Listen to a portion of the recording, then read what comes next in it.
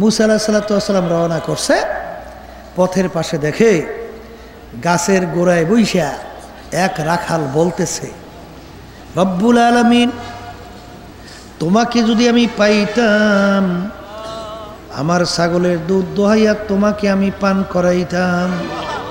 তোমাকে যদি আমি পাইতাম, গোসল করাইয়া সুন্দরভাবে সাজাইয়া পরাইয়া দিতাম। তোমাকে পাইলে মাথা সুন্দরভাবে আশ্রাইয়া সাজাইয়া পরাইয়া দিতাম। এই কথা যখন নবীর কানে পৌঁছলো, নবী একটা ধমক দিয়ে বলো, রে আহাম্মক, আমার মাওলা কি তোর আমার মতো সেকেল সুরাত নাকি? আমার মালিক কি তোর আমার মতো খায় নাকি? তুই কেন আমাদের সঙ্গে আমার মালিককে শরিক করলি? এই তুই তো শিরক করছো, মুশরিক হয়ে গেছো। এই কথা বইলে যখন ধমক দিল, রাখালের খেয়াল ভাঙিয়া গেল। রাখাল পাগলের মতো উইঠা জঙ্গলের দিকে দৌড় মারল। ওদিকে রাখাল জঙ্গলে দৌড়ায়। আল্লাহ রাব্বুল আলামিন তার নবীর কাছে ওহী প্রেরণ করে, ওহী আমাদ সোয়ে মুসা আজ খোদা বান্দায়ে মারা চেরা কর দে জুদা। হে জামানার নবী মুসা, তোমাকে আমি দুনিয়ার ভিতরে পাঠাইলাম আমার পথ ভোলা বন্দা বান্দিকে আমার সঙ্গে জোড়াইয়া দেওয়ার জন্যে। আমার সঙ্গে জোড়ানো বন্দাকে আমার থেকে তুমি কেন পৃথক করলা? নবী আশ্চর্য হইয়া গেল যে একটা রাখালের সঙ্গে আমার মাওলার সঙ্গে গোপন কি সম্পর্ক। জমানার নবী হইয়া পর্যন্ত খবর রাখতে পারে নাই।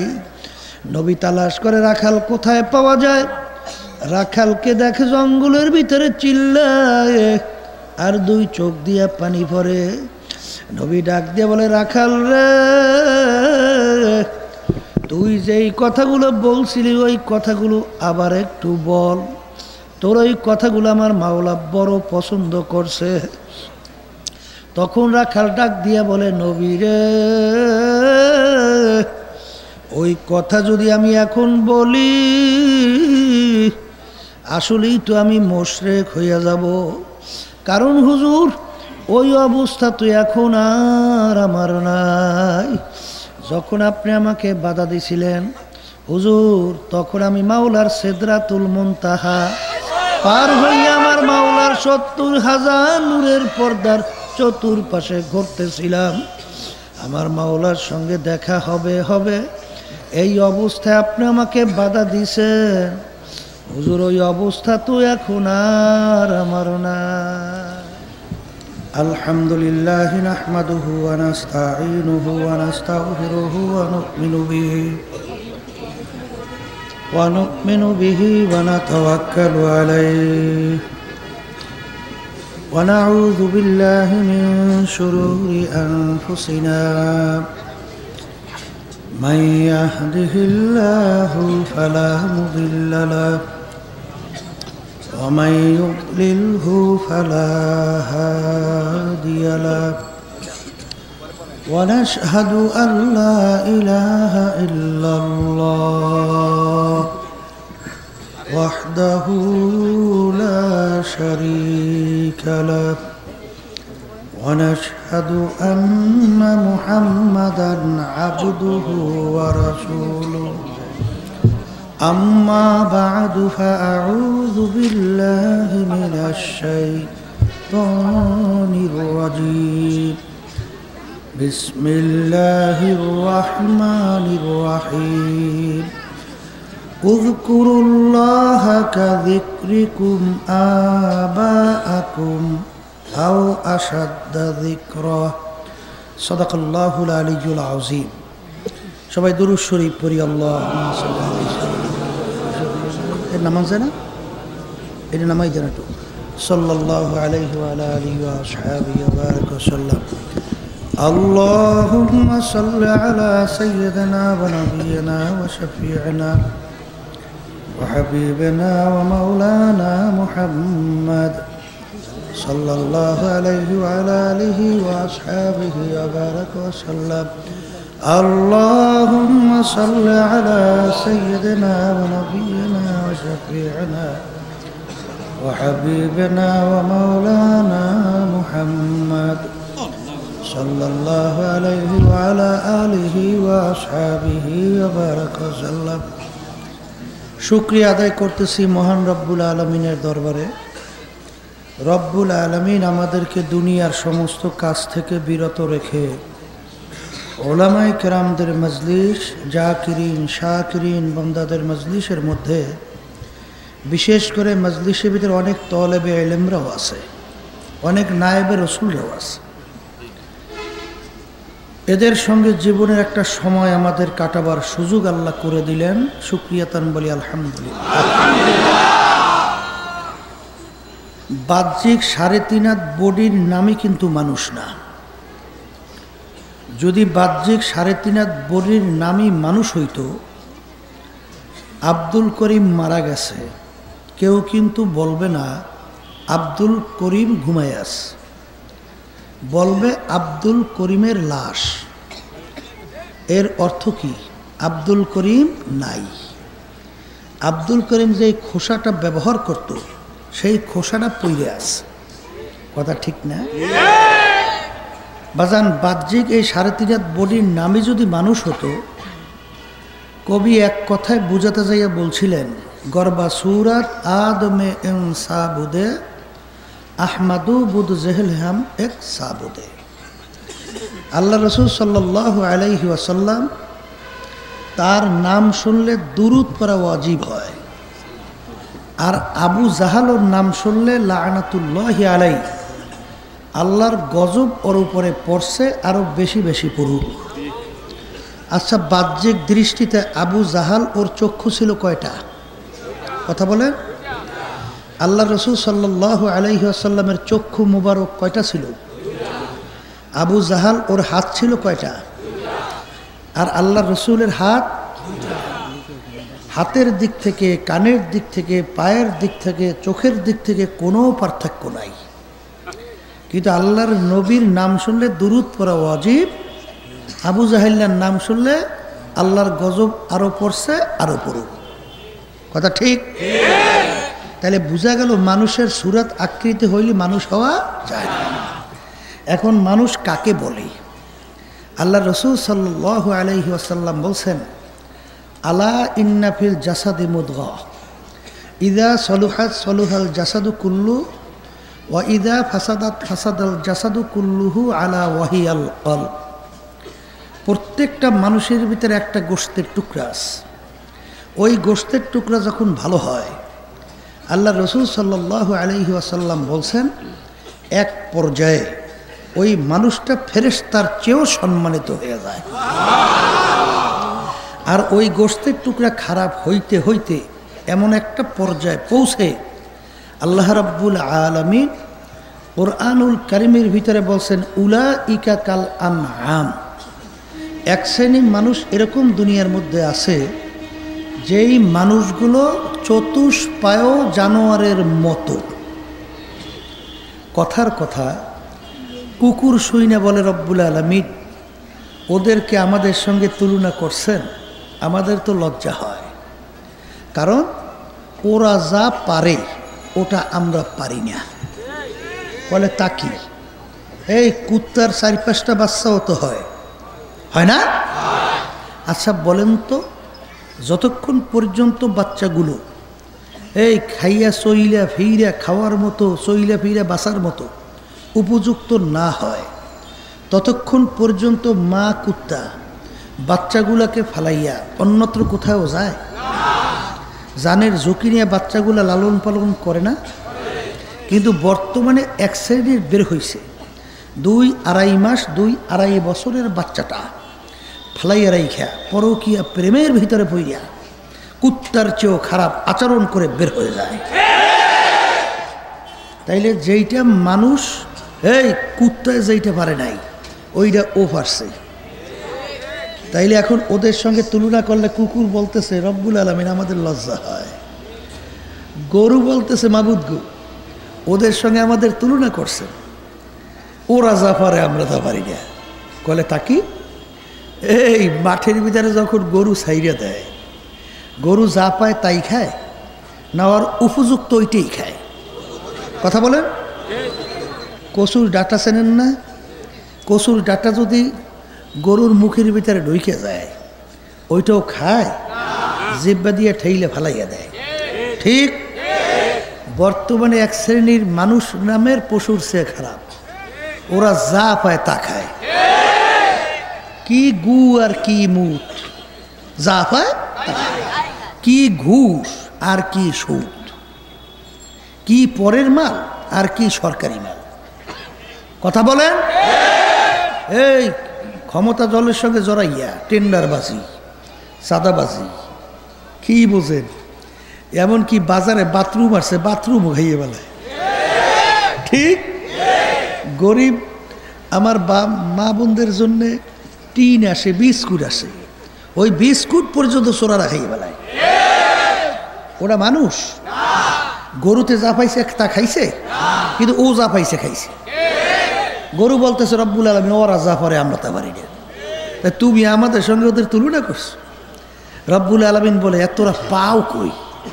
করে রব্বুল পাবো না কেন? ওরা যেখানে থাকে ওখানেই তো আমরা থাকি, সবই তো দেখি। তখন আল্লাহ বলতেছেন কথা ঠিকই তো বলছো, তাহলে তোদের মতো না, বাল হুম আদাল। এক শ্রেণী মানুষ এরকম দুনিয়ার মধ্যে আছে যেগুলা কুত্তা, শিয়াল, শুয়ারের চেয়েও খারাপ। কথা ঠিক? এ আল্লাহর বান্দারা, আমাদের এলাকায় একটা প্রবাদ বাক্য আছে, 7 জন সুদখোর ওর নাম যদি লেখা গরুর পায়ে পোকা লাগে না? যদি লাগাইয়ে দেওয়া হয় পোকা পর্যন্ত হাইটা নাইমা চলে যায়। ব্যাপার বোঝেন নাই? পোকা পর্যন্ত ওর নাম সহ্য করতে পারে নাই। তাহলে বোঝা গেল এক শ্রেণী মানুষ আল্লাহ বলছেন কুত্তা, শিয়াল, শুয়ারের চেয়েও খারাপ। কে বলছে? আল্লাহ। শুকরের চেয়েও খারাপ। বলে তা কেমন? শুকুর হইল 18,000 মাখলুকাতের ভিতরে সবচেয়ে নিকৃষ্ট প্রাণী। বলে তা কি? কুত্তার চামড়া আপনি যদি দাবাঘাত করেন, প্রসেস করেন, কুকুরের চামড়া পাক হয়, কিন্তু শুকুরের চামড়া যে কায়দায় আপনি প্রসেস করেন, দাবাঘাত করেন, ও কোনোদিন পাক হয় না। আর একটা চামড়া আছে মানুষের চামড়া, যখন গায়ে থাকে পাক, বাইরে নামলে না পাক। কথা ঠিক? শুকুর পারে কাউরারা, ওদের জাতির নাম কি? কাউরা। কাউরা হইল ওদের জাতির ভিতরে সবচেয়ে নিকৃষ্ট। কথা বুঝলেন? কাউরা যখন নাকি শুকুরকে কমন করে, শুকুর কিন্তু কাউরার কমান মানে, কিন্তু বর্তমানে এক শ্রেণী, এই আল্লাহর বান্দারা, শুকুরের চেয়েও খারাপ। বলে তা কেমন? এই আল্লাহ রসুল সাল্লাল্লাহু আলাইহি ওয়াসাল্লাম দুনিয়াতে আসার পরে তার দুধ, মায়ের দুধ পান করছে না? এই করছে। সে কিন্তু দুটোটা দুধ পান করতেন না, কারণ তার দুধ ভাই আছে। দেখেন মায়ের কোলে থাকা অবস্থায় ইনসাফ রক্ষা করছে, সে একটা দুধ পান করতে, আর একটা দুধ খাইলে তার মায়ের ভাইয়ের হক নষ্ট হবে, এই জন্য আরেকটা দুধ সে পান করতেন না। কাফেরেরা পর্যন্ত আল্লাহর নবীর উপাধি দিছে আল আমিন। কি? অর্থাৎ এর চেয়ে সত্যবাদী দুনিয়াতে আর দ্বিতীয় জন্ম হয় না। এই আবু জাহেলিয়া, হেরাক্লিয়াস তার কাছে চিঠি লেখছে আল্লাহর হাবিবের নাম উল্লেখ করিয়া। একজনের বিরোধিতা করতে হইলে প্রথমে একটু প্রশংসা না করলে, প্রথম পর্যায়ে বিরোধিতা করলে ওই চিঠি করে গুরুত্ব হয় না। হয় প্রথমে একটু প্রশংসা করে টরিয়া করলে সবই ঠিক আছে, কিন্তু তল দিয়ে যদি ঘুষ দেয় তাইলে এই দেখায়। কথা বোঝেননি? মানে নামাজ পড়ে, রোজা রাখে, টুপি মাথায় রাখছে, দাঁড়িয়ে রাখছে, লম্বা জামাও আছে, তাসমিনিয়া জেকেরও করে, ওদিকে টেবিলে তৈলটা দিলে ওইটা একটু খায়। কথা বোঝেন নাই? এত প্রশংসা করছে, আবার তল দিয়ে কামারিয়ে দিস, যেন আল্লাহ রসুল সাল্লাহ সাল্লামের বিরোধিতা করবে।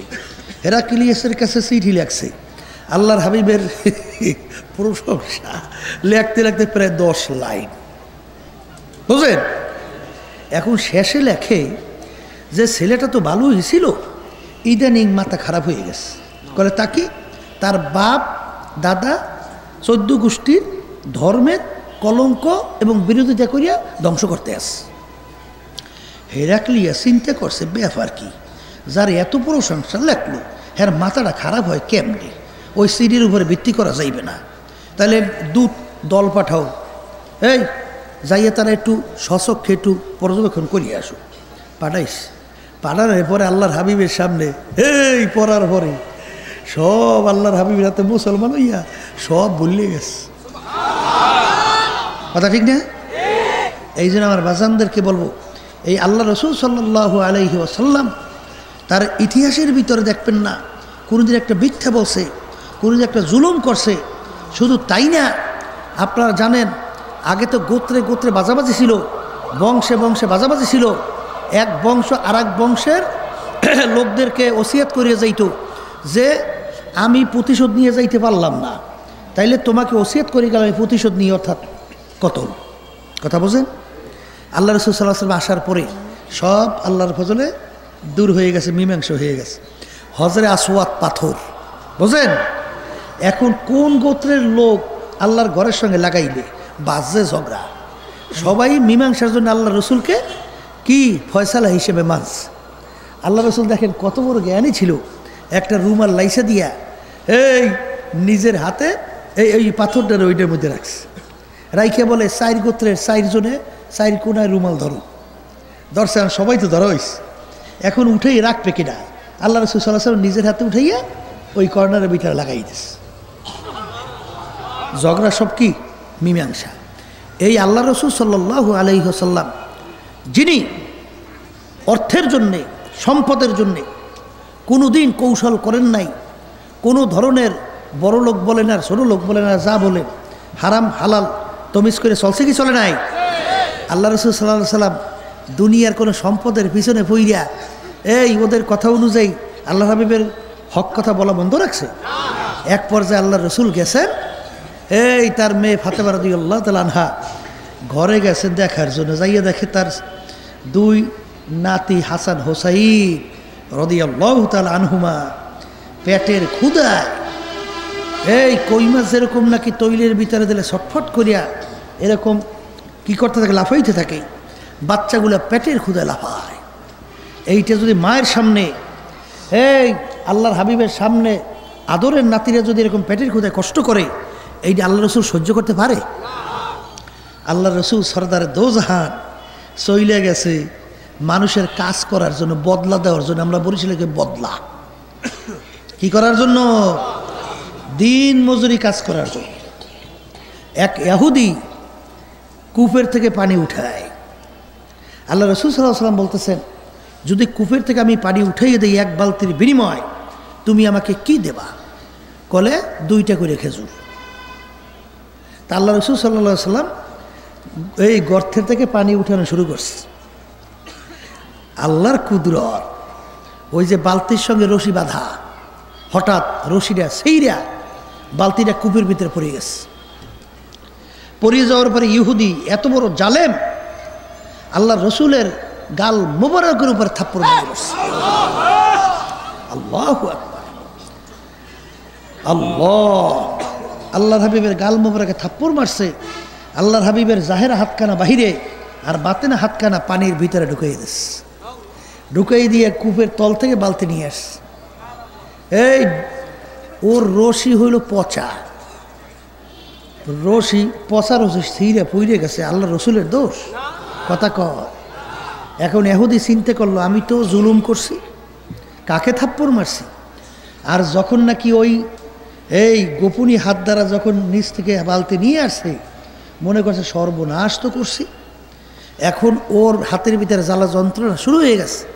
আল্লাহর হাবিব কাজ কইরা নিজে খেজুর খাইয়া তার নাতিনুৎকরের জন্য, মেয়ের জন্য খেজুর নিয়ে গেছে, খাইয়া লইয়া তাদেরকে ঠান্ডা করছে। ওদিকে ইহুদির হাতের ভিতরে জ্বালাফোড়া, ইহুদি সহ্য করতে না পারে হাতটাকে কোপ দিয়ে কাইটে ফেলাইছে। কথা বোঝেন? এখন চিন্তা করছে, এখন ওদিকে হাতের কাইটে ফেলাইছে জ্বালা, ওদিকে থাপ্পড় মারছে, সেটাও অন্যায়। কাকে থাপ্পড় মারছে শুনছে মুসলমানদের নবী। তালাশ করতে করতে আল্লাহ রসুলকে পাইছেন। পাই বলেন, আমি তো অন্যায় করছি, আমি তোমাকে অন্যায়ভাবে থাপ্পড় মারছি, এই বিরহে বেদনায় আমি অপরাধের কথা মনে করি আমার নিজের হাত আমি কাইটে ফেলছি। এখন আমার হাতের অবস্থা এই, এখন কি করব। আল্লাহ রাসূল সাল্লাল্লাহু আলাইহি ওয়াসাল্লাম কাটা হাতটা হাতে নিয়ে ওর যে জায়গা থেকে কাইটে বলেছে ওই জায়গায় লাগাই দিয়ে আঙ্গুল দিয়ে টান দিয়ে দিস।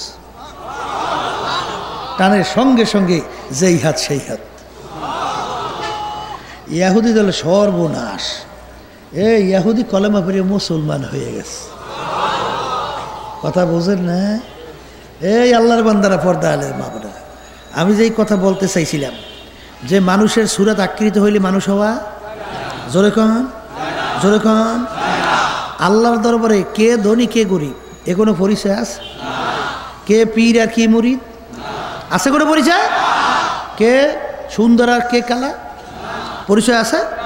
যদি থাকতই মুসা আলাইহিস সালাম রওনা করছে, পথের পাশে দেখে গাছের গোড়ায় বইসা এক রাখাল বলতেছে, রব্বুল আলামিন, তোমাকে যদি আমি পাইতাম, আমার ছাগলের দুধ দোহাইয়া তোমাকে আমি পান করাইতাম। তোমাকে যদি আমি পাইতাম, গোসল করাইয়া সুন্দরভাবে সাজাইয়া পরাইয়া দিতাম। তোমাকে পাইলে মাথা সুন্দরভাবে আশ্রাইয়া সাজাইয়া পরাইয়া দিতাম। এই কথা যখন নবীর কানে পৌঁছলো, নবী একটা ধমক দিয়ে বলো, রে আহাম্মক, আমার মাওলা কি তোর আমার মতো সেকেল সুরাত নাকি? আমার মালিক কি তোর আমার মতো খায় নাকি? তুই কেন আমাদের সঙ্গে আমার মালিককে শরিক করলি? তুই তো শিরক করছো, মুশরিক হয়ে গেছো। এই কথা বইলে যখন ধমক দিল, রাখালের খেয়াল ভাঙিয়া গেল। রাখাল পাগলের মতো উইঠা জঙ্গলের দিকে দৌড় মারল। ওদিকে রাখাল জঙ্গলে দৌড়ায়। আল্লাহ রাব্বুল আলামিন তার নবীর কাছে ওহী প্রেরণ করে, ওহী আমাদ সোয়ে মুসা আজ খোদা বান্দায়ে মারা চেরা কর দে জুদা। হে জামানার নবী মুসা, তোমাকে আমি দুনিয়ার ভিতরে পাঠাইলাম আমার পথ ভোলা বান্দা বান্দিকে আমার সঙ্গে জোড়াইয়া দেওয়ার জন্যে। আমার সঙ্গে জোড়ানো বান্দাকে আমার থেকে তুমি কেন পৃথক করলা? নবী আশ্চর্য হইয়া গেল যে একটা রাখালের সঙ্গে আমার মাওলার সঙ্গে গোপন কি সম্পর্ক। জমানার নবী হইয়া পর্যন্ত খবর রাখতে পারে নাই। নবী তালাশ করে রাখাল কোথায় পাওয়া যায়। রাখালকে দেখে জঙ্গলের ভিতরে চিল্লায় আর দুই চোখ দিয়া পানি পড়ে। নবী ডাক দিয়ে বলে, রাখাল রে, তুই যেই কথাগুলো বলছিলি ওই কথাগুলো আবার একটু বল। তোর ওই কথাগুলো আমার মাওলা বড় পছন্দ করছে। তখন রাখাল ডাক দিয়া বলে, নবী রে, ওই কথা যদি আমি এখন বলি আসলেই তো আমি মুশরিক হইয়া যাব। কারণ হুজুর, ওই অবস্থা তো এখন আর আমার নাই। যখন আপনি আমাকে বাধা দিছিলেন হুজুর, তখন আমি মাওলার সিদরাতুল মুনতাহা পার হইয়া আমার মাওলার ৭০,০০০ নূরের পর্দার চতুর্পাশে ঘুরতেছিলাম। আমার মাওলার সঙ্গে দেখা হবে হবে, এই অবস্থায় আপনি আমাকে বাধা দিছেন। হুজুর, ওই অবস্থা তো এখন আর আমার নাই। মঞ্জে সেদরা মুনতাহা বা গুজারতাম ১০০০০ সাল চাজু গোশতে আম।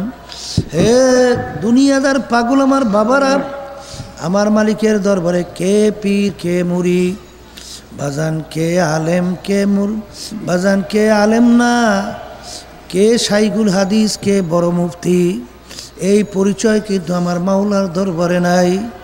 বাজান যদি থাকতই, ফাতেমা রাদিয়াল্লাহু তাআলা আনহা ইন্তেকালের পরে, কবর দেওয়ার পরে আবু যর গেফারি রাদিয়াল্লাহু তাআলা আনহু কবরকে লক্ষ্য করে বলতেছেন, হে কবরে মাটি সাবধান, বেয়াদবি করিও না।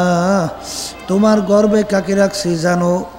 সরদারে দৌজাহান মুহাম্মদুর রাসূলুল্লাহ সাল্লাল্লাহু আলাইহি ওয়াসাল্লাম, তার কলিজার টুকরার সন্তান ফাতেমাকে তোমার গর্বে রাখলাম, ও কবর মাটি সাবধান, বেয়াদবি করিও না। তোমার গর্বে কাকে রাখছি জানো? আল্লাহু আকবার, আলী কাররামাল্লাহু ওয়াজহু, তার স্ত্রীকে তোমার গর্বে রাখলাম। হে কবরে মাটি সাবধান, বেয়াদবি করিও না। তোমার গর্বে কাকে রাখছি জানো? হাসান হোসাইন তার আম্মাকে তোমার গর্বে রাখলাম। হে কবরে মাটি সাবধান, বেয়াদবি করিও না। আমার মালিকের হুকুমে কবরের মাটির জবান খুইলা গেল। কবরে মাটি ডাক দেবরে, আবু যর গেফারি, আমার কাছে কার মেয়ে, কার স্ত্রী, কার আম্মা, এই পরিচয় আমার কাছে কোনো কাজ হবে না। যে আমার কাছে ভালো আমল নিয়ে আসবে সেই একমাত্র আমার কাছে ভালো ব্যবহার পাবে। আর খারাপ আমল নিয়ে যদি আমার গর্বে আসে, আমি কবরে মাটি দুই পাশ থেকে এমনভাবে চাপ মারব,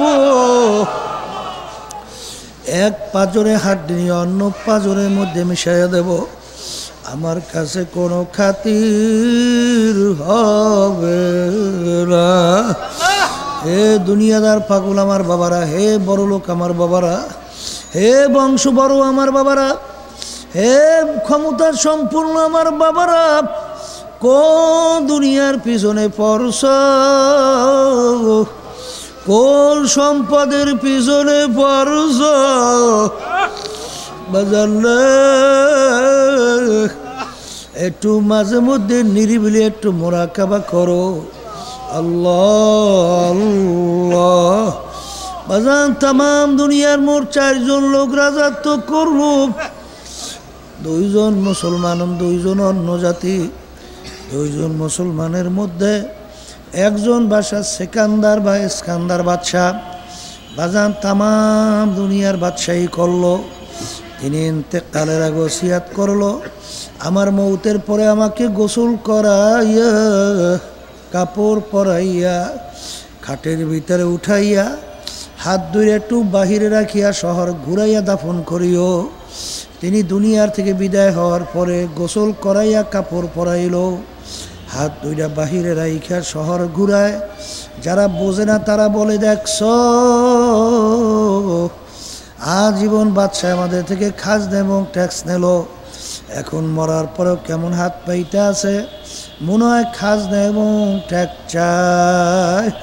বিজ্ঞ আলেমরা বলে, ও বোকার দলেরা, তোমরা তো বোঝো নাই, বাদশাহ সেকান্দার ইন্তেকালের আগে ওসিয়াত করছিল, মৌতের পরে গোসল করাইয়া, কাপড় পরাইয়া, খাটের ভিতরে উঠাইয়া, হাত বাহিরে রাখিয়া, শহর ঘুরাইয়া দাফন করার জন্যে। তিনি তাম দুনিয়ার মানুষকে বুঝাতে চায়, ও তাম দুনিয়ার মানুষেরা, আমি বাদশাহ সেকান্দারের মতো এত বড় বাদশাহ মনে হয় দ্বিতীয় আর কেউ হইতে পারবি না। তাম দুনিয়ার বাদশাহী করলাম, কিন্তু আমি যখন কবরে রওনা করলাম, একেবারে 2টা খালি হাত দিয়ে কবরে রওনা করলাম, আর কিছুই নিতে পারলাম না। এই জন্য আমার বাজানদেরকে বলবো, পর্দানে মা বোনদেরকে বলবো, বাজান বাহ্যিক এই 3.5 হাত বডির নাম কিন্তু মানুষ না। যার কলব ভালো সে ভালো মানুষ, যার কলব খারাপ সে খারাপ মানুষ। এখন বাজান কলব ভালো খারাপ কিসে হয়? আল্লাহর হাবিব বলছেন, ও আমার উম্মতেরা, লিকুল্লি শাইইন সিকালাহ ওয়া সিকালাতুল কুলুবি যিকরুল্লাহ। প্রত্যেকটা জিনিস ময়লা হয়ে গেলে পরিষ্কার করার যন্ত্র আছে। জামার ভিতরে ময়লা পড়লে সাবান মারলে পরিষ্কার হয়। বাজান রে, লোহার ভিতরে জং পড়লে রেত মারলে পরিষ্কার হয়। তোমার আমার গুনার কারণে কলবের ভিতরে যে জং পড়ছে, ময়লা পড়ছে, আল্লাহর রসুল বলছেন, যদি আমার মাওলার জিকির করো, ওই মাওলার জিকিরের মাধ্যমে তোমার কলবের জং পরিষ্কার হইয়া যাবে। আর বাজানদেরকে বলবো, পর্দানে মা বোনদেরকে বলবো, বাজান যাদের ভিতরে আমার মাওলার জিকির নাই, তাদের আমলের দিকে তাকাইয়া দেখো। আর যাদের ভিতরে আমার মাওলার জিকির আছে তাদের আমলের ভিতরে একটু তাকাইয়া দেখো, দিন আর রাত্র পার্থক্য। যাদের ভিতরে আমার মাওলার জিকির আছে তাদের চোখের দিকে তাকাইয়া দেখো, তাদের চোখের থেকে দর দর দর দর করে পানি পড়তে থাকে। আর যাদের ভিতরে আমার মাওলার জিকির নাই ওদের চক্ষু শুকনা চক্ষু। আর বাজান রে, চোখের পানি ছাড়া কিন্তু জাহান্নামের আগুন ঠান্ডা হবে না। আল্লাহর রাসূল বলেছেন, ও আমার উম্মতেরা, মান বাকা মিন খাশিয়াতিল্লাহ হারামাল্লাহু তিলকাল আইনা আলান নার। যেই চক্ষু আমার মাওলার ভয় কাঁদবে ওই চক্ষুর জন্য জাহান্নামের আগুন হারাম হইয়া যাবে। লা ইয়ালিজুন নার মান বাকা মিন খাশিয়াতিল্লাহ হাত্তা ইয়াউদাল লাবানু ফিদ দার'i। যেই চক্ষু আমার মাওলার ভয় কাঁদবে ওই চক্ষু জাহান্নামে যেরকম অসম্ভব হইয়া যাবে। যেরকম নাকি গাভীর বান্দের থেকে দুধ দোহাইয়া ওই বান্দের ভিতরে ঢুকানো যেরকম অসম্ভব, ওই আল্লাহর বান্দা বান্দিকে এরকম জাহান্নামে দেওয়া এরকম অসম্ভব হইয়া যাবে। বাজান, আল্লাহর রাসূল বলছেন, ইবকু ইবকু ফাইল্লাম তাবকু ফাতাবাকু। এ আমার উম্মতেরা, কান্দ কান্দ, কান্না না আসলে কান্নার ভান ধরো। বাজান, আল্লাহ রাব্বুল আলামিন বলছেন, ফালিয়াদহাকু কালিলাও ওয়ালিয়াবকু কাসীরা। হে আমার বান্দা বান্দিরা, বেশি বেশি পরিমাণে কান্দো, কম কম হাসো। এ দুনিয়াদার পাগল আমার বাবারা, একটু পরীক্ষা কইরা দেখো, যাদের ভিতরে আমার মাওলার জিকির আছে তাদের চক্ষু ভিজা, যাদের ভিতরে আমার মাওলার জিকির নাই তাদের চক্ষু শুকনা। জোরে বলো কথা ঠিক কিনা? যাদের ভিতরে আমার মাওলার জিকির আছে বাজান তাদের নামাজের দিকে তাকাইয়া দেখো। আর যাদের ভিতরে আমার মাওলার জিকির নাই তাদের নামাজের দিকে একটু তাকাইয়া দেখো। যাদের ভিতরে আমার মাওলার জিকির আছে বাজান তারা যখন নামাজে দাঁড় হইয়া যায় মনে হয় যেন নামাজের ভিতরে আমার মাওলার সঙ্গে কথোপকথন চলতে থাকে। যখন বান্দা বান্দি নামাজের ভিতরে তেলাওয়াত করে আলহামদুলিল্লাহি রাব্বিল আলামিন, আমার মালিক উত্তর দেয়, হামেদানি আব্দি, বন্দা তুই বড় আমার প্রশংসা করলি। যখন বন্দা বলে আর রহমানির রহিম, আমার মালিক উত্তর দেয়, সদাকানি আব্দি, এই বন্দা বান্দি তুই সত্যই বলছো, আসলেই তো আমি রহমানুর রহিম। এ দুনিয়াদার পাগল আমার বাবারা, আমার মাওলার দুইটা সিফাত রহমান এবং রহিম। রহমান আমার মালিক আমভাবে দুনিয়া এবং আখিরাত সব সময়ের জন্য। বাজান, আজকে দুনিয়ার মধ্যে আমার মাওলার সমস্ত নেয়ামত দিয়া তুমি আর আমি বাইচা আছি।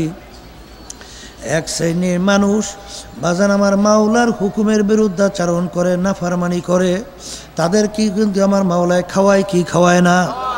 আমার মাওলা তাদেরকে বাতাস নেয়ামত শ্বাস টানতে দেয় কি দেয় না?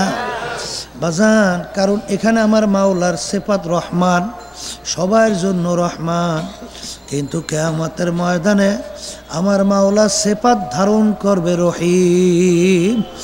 বাজান রে, রহিম সিফাত ধারণ কইরা আমার মাওলা ঘোষণা দিবেন, আমতাজুল ইয়াউমা আইয়ুহাল মুজরিমুন। হে নাফরমানের দলেরা, হে নেমুখ হারামের দলেরা, আজকে তোরা আমার বান্দা বান্দি থেকে পৃথক হইয়া যা। দুনিয়ার মধ্যে আমার বান্দা বান্দিদের সঙ্গে একত্রে চলছো, একত্রে খাইছো, আমার খাস বান্দা বান্দিদেরকে কত কষ্ট দেছ, আমার বান্দা বান্দিদেরকে সুযোগ পাইলে মারছো, মিথ্যা অজুহাতের মাধ্যমে জেলেও ঢুকাইছো। আজকে আমার বন্দা বান্দিদের থেকে থাকতে পারবি না,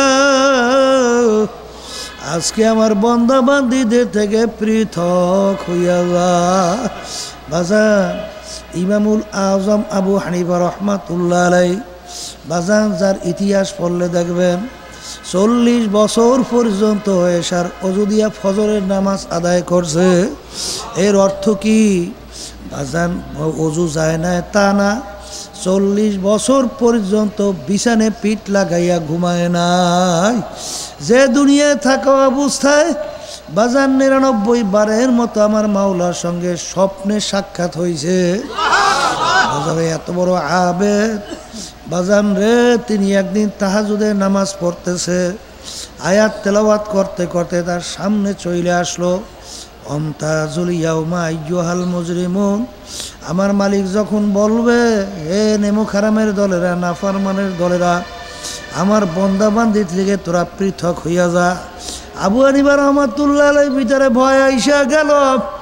কিয়ামতের ময়দানে আমার মালিক যখন ঘোষণা করবে, সেদিন যদি আমি নাফরমানের কাতারে পইরা যাই, আমার কি উপায় হবে?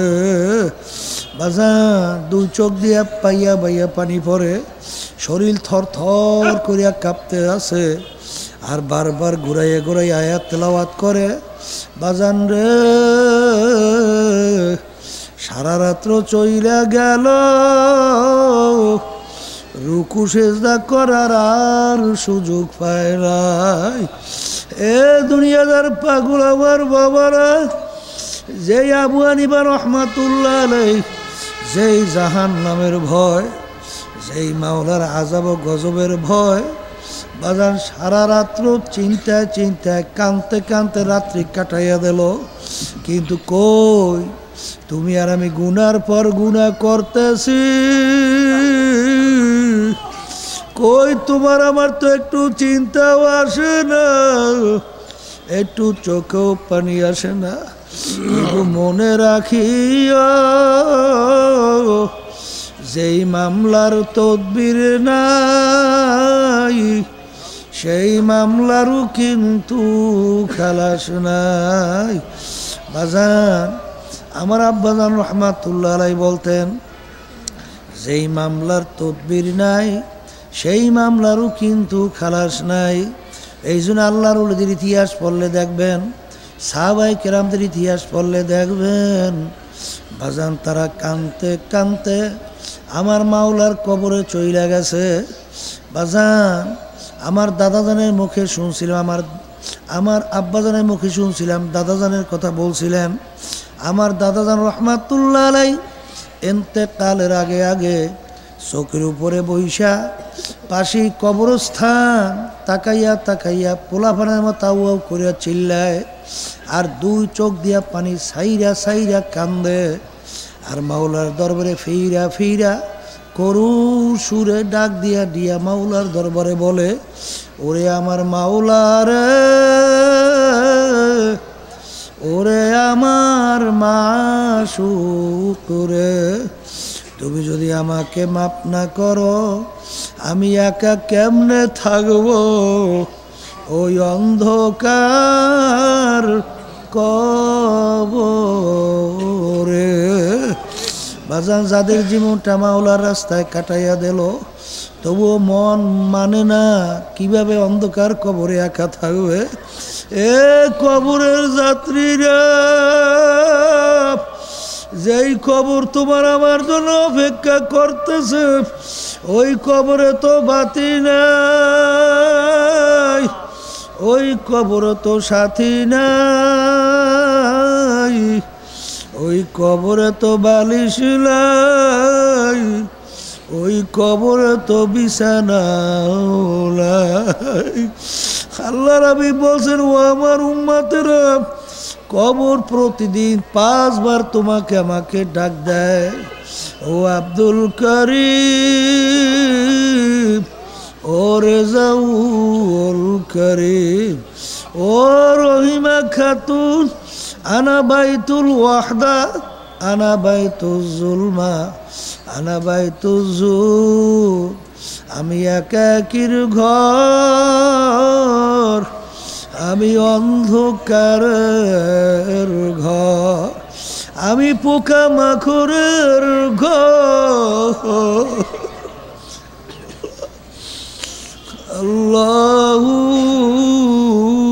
আল্লাহ।